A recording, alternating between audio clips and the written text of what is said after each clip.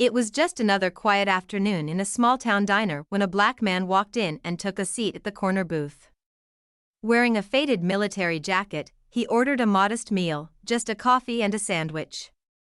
The waitress smiled kindly, but moments later, 2 police officers entered the diner and things took a turn. The man, calm and collected, continued eating, but the officers watched him suspiciously. They approached his table and asked for identification, their tone sharp and accusatory. Other diners glanced over, the air thick with discomfort. The veteran, confused but respectful, handed them his ID without hesitation. He asked if there was a problem, but the officers didn't answer.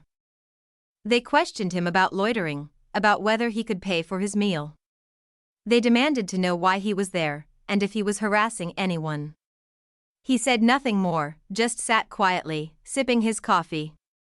As the tension escalated, the waitress returned and tried to defend him, saying he had done nothing wrong. But the officers brushed her off.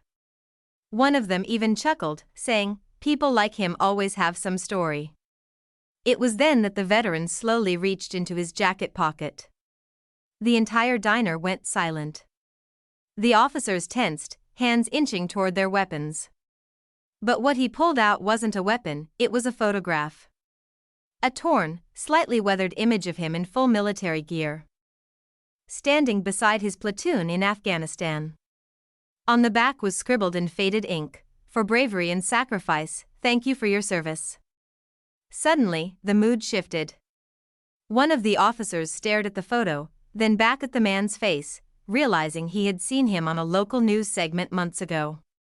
This was Sergeant Marcus Hill, a decorated war hero, Purple Heart recipient, and someone who had once saved a unit of trapped soldiers under enemy fire.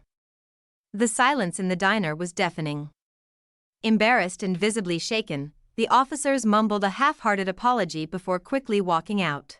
The man didn't say a word. He simply folded the photo, placed it back in his pocket, and resumed eating as if nothing had happened. What the officers didn't realize in their rush to judge was that heroes don't always wear medals on their sleeves. Sometimes, they're the quiet man eating alone. That day, they didn't just learn about Sergeant Hill, they were reminded of the power of dignity, and how dangerous it is to judge someone by their appearance. And for everyone watching, it was a powerful lesson in humility, respect, and the stories that lie beneath the surface. If you liked the video, don't forget to like, subscribe, share, and press the bell icon.